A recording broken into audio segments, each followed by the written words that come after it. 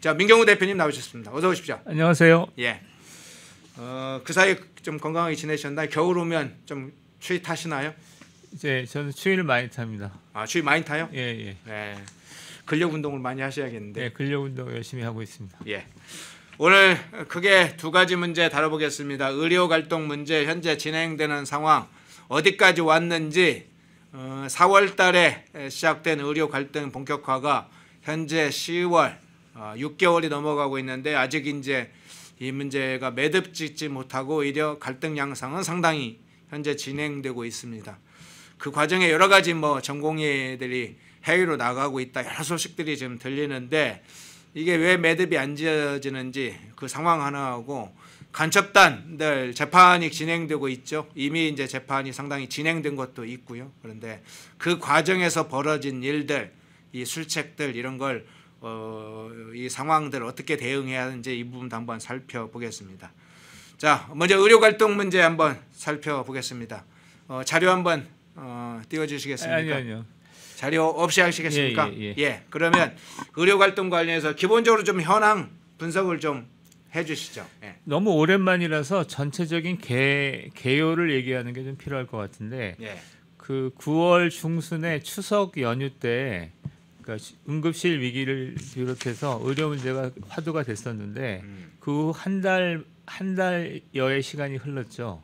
한 달여의 시간이 어떻게 흘렀는가를 전체적으로 소개하면 첫째는 여야 의정 협의체가 좀 이따 소개하겠지만 간신히 출발할 가능성이 있는데 그럼에도 불구하고 초보적인 논의기구도 아직 갖춰져 있지 않습니다.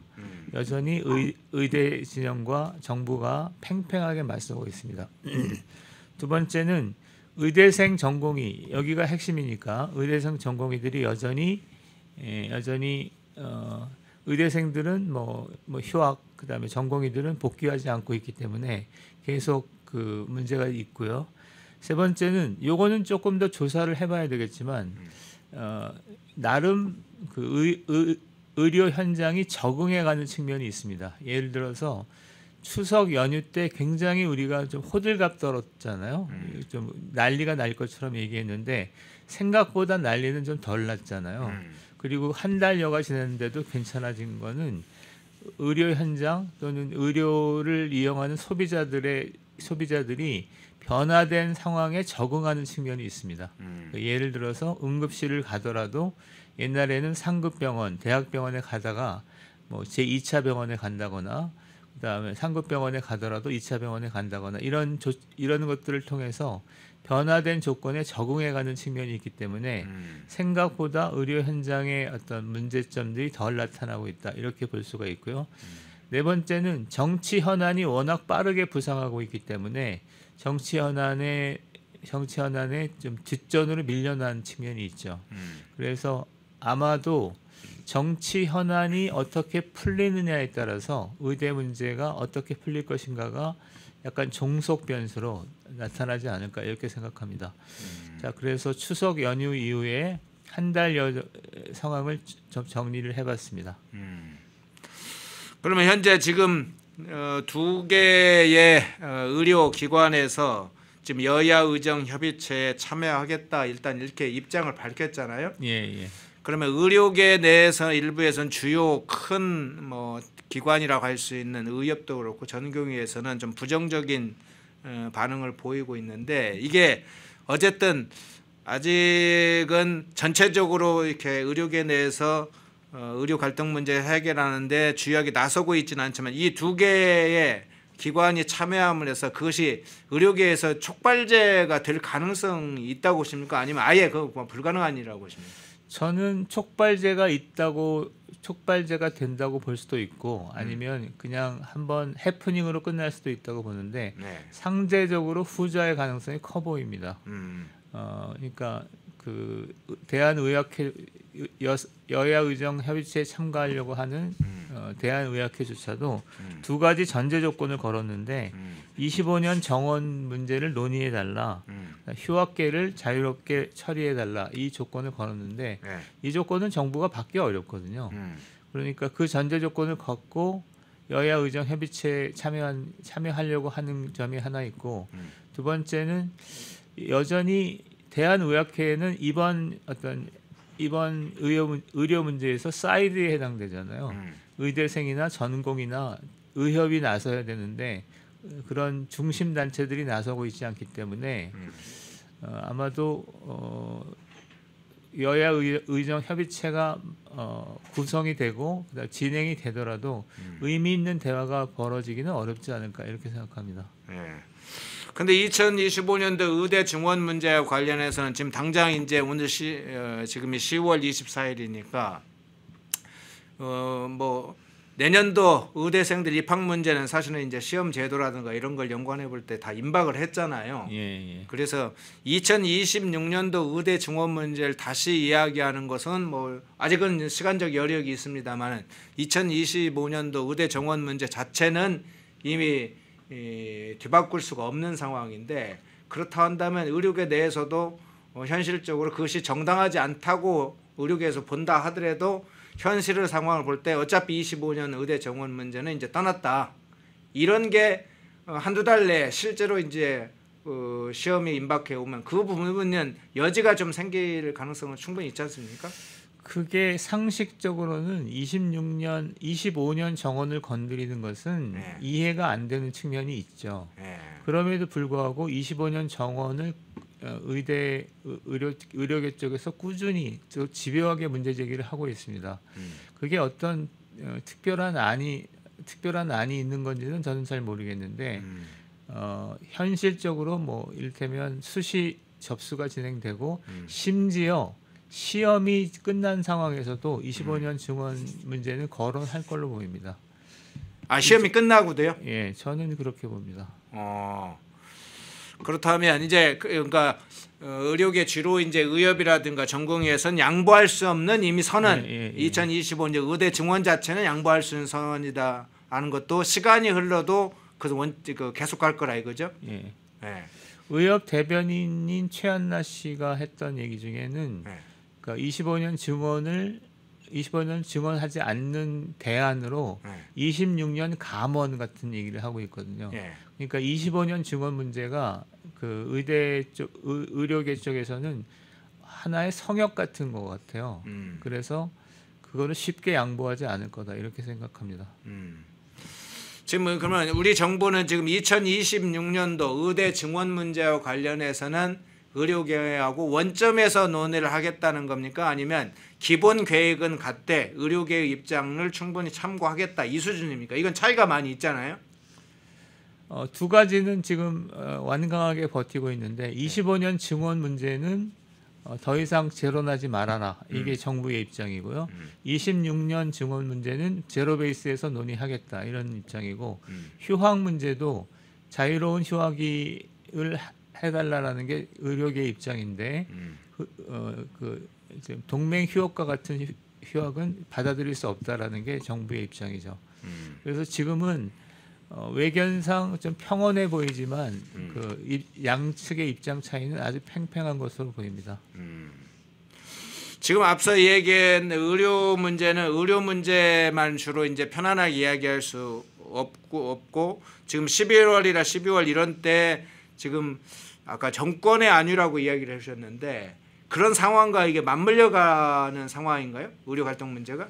지금 한동훈 대표와 윤석열 대통령 사이에 면담이 있었잖아요. 예. 그 면담에서도 김건희 여사 문제가 얘기가 됐지만 조그맣게라도 여야 의정 협의체 문제가 제기가 됐었거든요. 예.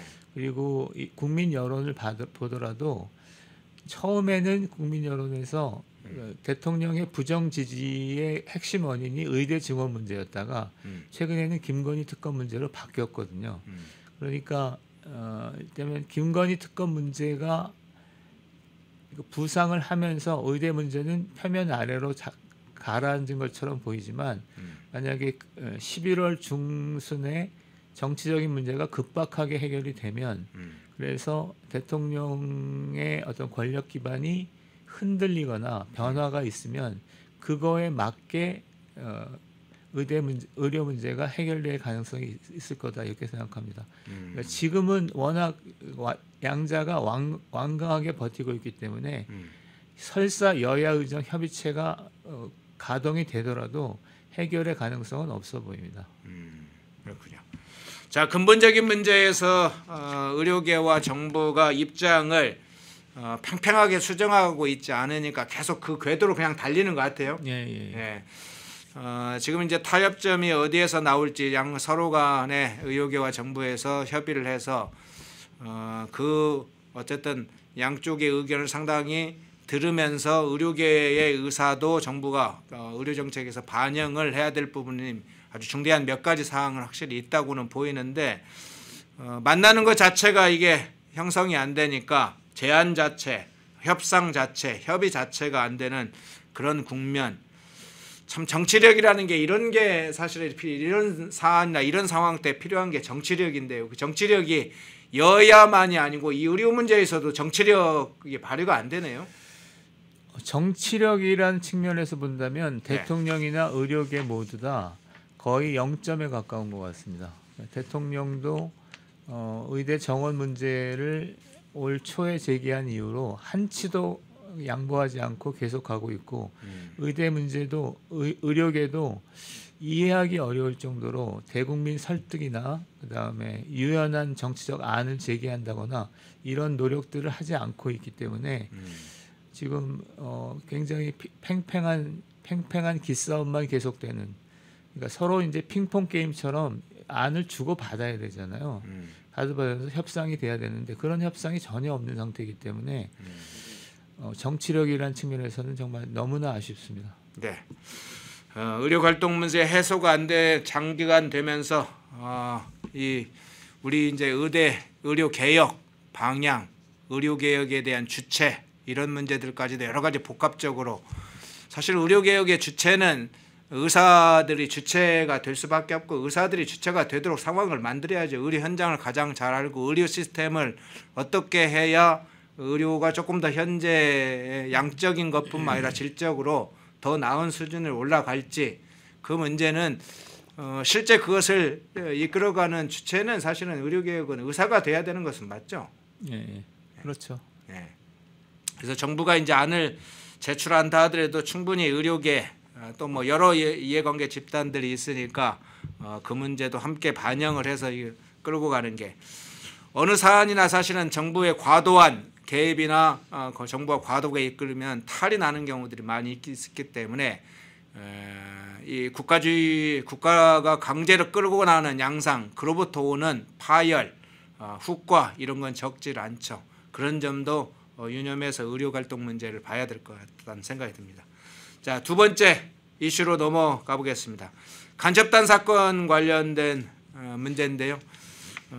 지금 이제 여러 간첩단 제주, 창원, 그다음에 민노총 간첩단 사건 재판이 진행되고 있는데 좀 이 현황 살펴보면서 몇 가지 좀 진단을 해보겠습니다.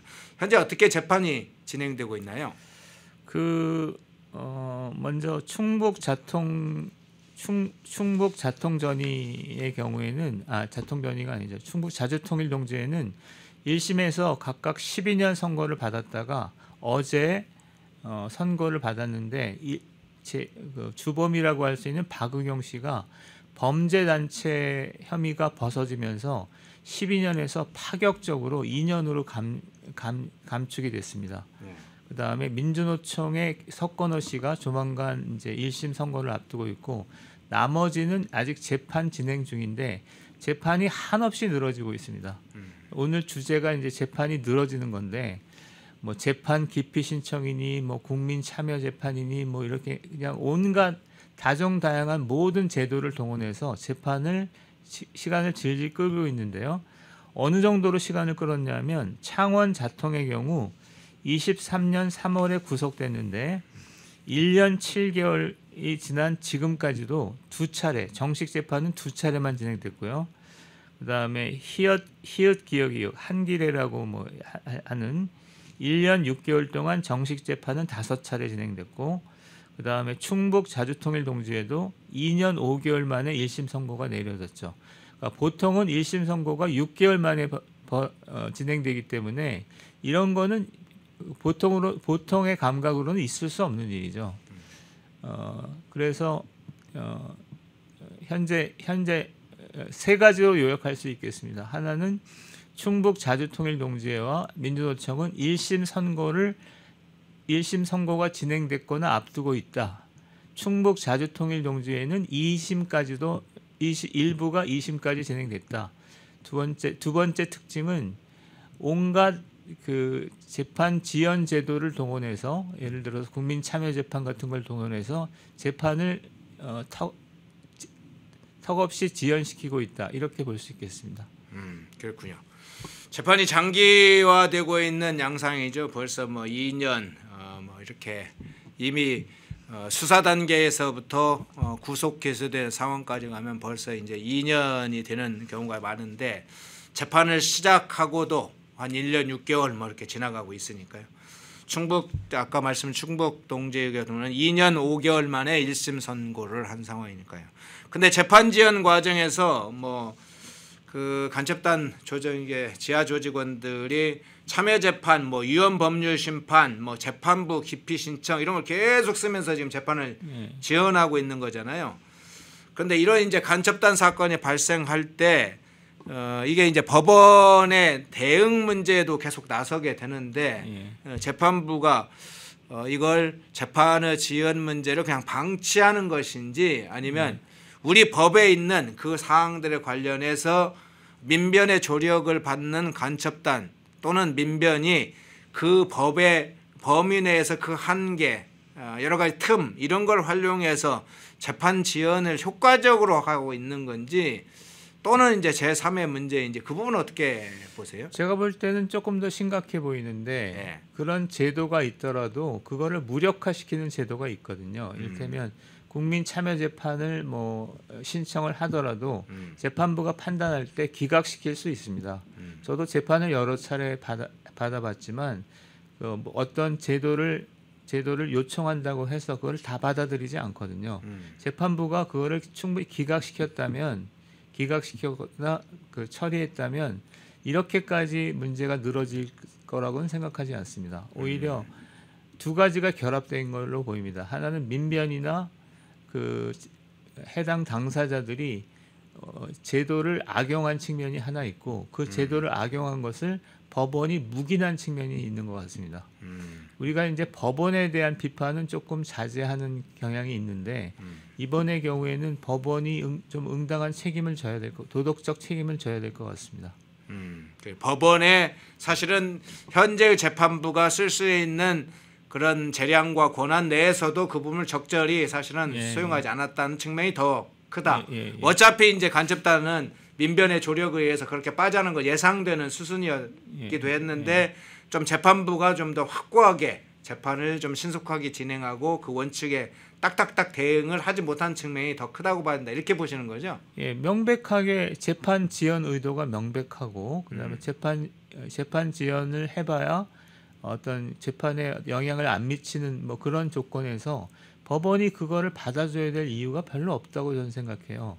그렇다면 그리고 그것을 받아주지 않아야 된다는 것이 재판장의 권한 범위에 있기 때문에 충분히 그렇게 기각을 통해서 재판을 정상적으로 진행할 수 있었는데 그렇게 하지 않았던 거죠. 재판부가 조금 더 이제 과도하게 해석을 한다면 민주화 세대의 어떤 영향력 하에서 인권이나 민주적 질서에 대한 얘기들이 너무 오도된, 너무 강조되면서 그런 형식적인 재판 절차를 그대로 따라야 한다는 뭐 그런 어떤 재판 분위기가 있는 것 같아요. 그래서 엄격한 법 집행이 잘 안 이루어지는 게 문제라고 생각합니다. 예. 자, 간첩단은 북한 해외에 나가서 북한 공작원을 만나서 여러 가지 교육도 받고 그렇죠. 물론 이제 여러 가지 지하 공작과 관련된 지침, 북한의 지령사항 이런 거 받기도 하지만 체포됐을 때 어떻게 대처해라, 수사를 받을 때는 어떻게 대처하라, 재판 과정에서는 어떻게 대응해라 이런 교육도 하고 수칙도 알려준다고 알려져 있어요. 민변의 조력만이 아니라 이 간첩단 관계자들은 이미 북한의 공작원으로부터 이런 교육이나 수칙을 받는 것으로 지금 알려져 있는데 실제로 그게 현실에 구체적으로 이번 사건 관계자들도 관련이 돼 있다고 보십니까? 예. 저는 뭐 제가 들은 얘기라서 좀 조심스럽긴 하지만 예. 2000년대 이전에는 그러니까 간첩으로 구속이 되면 뭐 굉장히 장기형을 살 걸로 예상을 됐거든요. 예. 그래서 어떤 얘기도 돌았냐면 구속이 되면 불필요하게 뭐 묵비를 하거나 묵비권. 그렇게 행사하지 말고 그냥 전향을 해라. 이런 얘기도 할 정도였어요. 그만큼 그러니까 묵비권이나 진술 거부권을 써서 어쨌든 결과적으로 기소 후에 재판 과정 형량을 많이 받기보다는 전향하는 위장된 전향을 통해서 빨리 나와서 다시 사회 나와서 그 활동을 지속하면 된다. 이런 의미로 얘기를 하시는 건가요? 예. 그런데 이제 그 후에 지금 상황은 그러면 최근에 제가 들은 얘기 두 가지를 소개하면 네. 하나는 그 간첩 공작 차원에서도 이제 징역을 간첩 혐의로 구속이 되더라도 3년 6개월, 4년, 5년 이 정도 사니까 3년 6개월은 사실은 금방 가거든요. 따라서 그 간첩을 할 때 별거 아니다. 그 3년 6개월 살고 나오면 된다. 이렇게 얘기를 한다고 하더라고요. 그 다음에 1심회를 계기로 해서, 그러니까 그 전에는 민혁당이나 중부지역당은 굉장히 장기형을 살았어요. 그러니까 무기징역이나 뭐 20년이나 뭐 10년 이렇게 살았는데 1심회를 계기로 해서 형량이 급격히 줄어듭니다. 3년 6개월 정도니까 1심회부터는 그러니까 민혁당이나 중부지역당은 구속이 됐다가 나오면 워낙 장기형을 살았기 때문에 새롭게 뭔가를 하기가 부담스럽거나 구조적으로 불가능한 상황이었는데 이 친구들은 3년 6개월을 사니까 그냥 다시 활동에 복귀하는 거예요. 그 1심회부터 있었던 겁니다.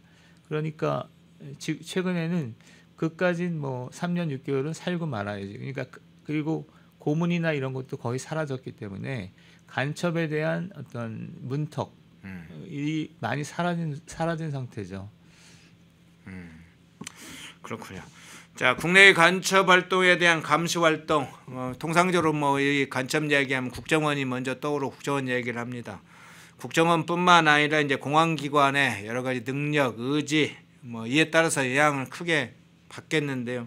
근데 이게 이제 사실은 공안기관만의 문제가 아니라 이 정부를 비롯한 뭐 국회 여러 이제 주요 국가기관의 방첩 안보에 대한 어떤 대처, 확고한 의지, 여기에다 인적, 물적 지원, 국민들의 관심 이게 이제 사실은 뒤에서 뒷받쳐주지 않으면 그냥 그 일을 하는 사람들한테 니들이 알아서 잘해봐 이렇게 해서 가져오는 그 어떤 방첩이나 안보나 대공수사 이런 게 좀 한계가 있는 것도 좀 있잖아요. 그래서 전체 우리 정부를 포함해서 이 공안기관 또 우리 사회 전체적으로 이 방첩이나 안보 활동에 대한 대응 능력이랄까 이 부분은 어떻게 전체적으로 지금 느끼고 계세요? 먼저 공안기관을 보면 그 안기부 국정원은 대공수사권이 폐지되면서 네. 심각한 타격을 받았죠.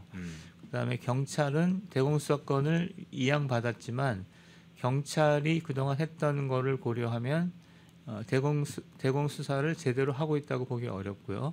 검찰은 나름대로 역할을 하고 있지만 아까도 얘기했지만 민변이나 그 당사자들의 교묘한 재판 지연 전략에 속수무책으로 당하고 있죠. 그런 상태고요. 국민들의 대공 수사에 대한 의지는 저는 이 정도면 충분하다고 생각합니다. 그런데 문제는 문재인 정권부터 시작된 제도적인 장치, 제도적 장치가 수습되지 않고 계속되면서 제도적 장치를 타고 이제 문제가 발생하는 거죠. 대공수사권이 그렇고 재판 지연 사태가 그렇고 그러니까 근데 국민들의 대공수사 의지는 분명한데 근데 그것을 제도적 장치로까지 발전시키는 그런 데까지는 가 있지 않는 거거든요. 그러니까 그런 차원에서 진행돼야 되는데 그거는 조금 시간이 걸릴 거로 보입니다. 결과적으로는 이제 전체적으로 국민의 어떤 여러 가지 안보 의식 이런 것이 사실 상당 부분은 갖춰져 있는데 문제는 공안기관이나 그 공안기관이 대공수사를 할 수 있도록 뒷받침해주는 그런 제도적인 또는 기관의 힘, 이 문제가 문재인 정부 이후에 대공사건 폐지들이 여러 가지 국정원 뭐 해체라든가 사실상 국정원 내부에 이제 심각한 교란 작전 이런 게 훨씬 더 방첩 활동이나 대공수사에 부정적 영향이 되는 주 원인이라고 보시는 거죠? 예, 그렇습니다. 예, 관련해서 현재 좀 여러 가지 몇 가지 진단을 해봤습니다만 이 간첩단 관련해서는 지금 일단 재판부로 넘어갔지만 여전히 이제 남는 문제는 이 문제가 있습니다. 마지막으로 이 질문을 좀 드릴게요. 지난번에 그 국정원 출신의 그 수사를 담당했던 분이 그 얘기했잖아요. 예. 대공수사권 폐지 때문에 원래 한 100여 명 정도 예상되는 뭐 민노총, 제주, 창원 간첩단 사건 관계자들 중에 11명만 그냥 기소할 수밖에 없었다. 대공수사권 폐지가 몇 년간이라 좀 뒤로 늦춰졌으면 사실은 기소를 최소 한 40명 정도는 직접적 관계자가라고 보였기 때문에 훨씬 더 기소를 많이 했을 거다. 잡을 수 있었을 거다. 이런 사실 이야기도 했잖아요. 그게 지금 당장에 미치는 아주 구체적인 부정적인 어떤 차원에서 파급력이라고 볼 수 있겠네요. 그 부분 어떻게 보세요? 그 부분, 그러니까 두 가지로 아까 구분했던 것처럼 일반 국민들의 의지나 그다음에 일선에서 활동하고 있는 수사관들의 의지는 충분하다고 저는 생각합니다. 이 정도면. 근데 문재인 정권 이후로 진행되어 왔던 제도적 장치가 제도적 장치와 관행이 문제인 거죠. 제도적 장치라는 건 결국 대공수사권이 국정원에서 없어짐으로 인해서 수사를 못했던 거잖아요.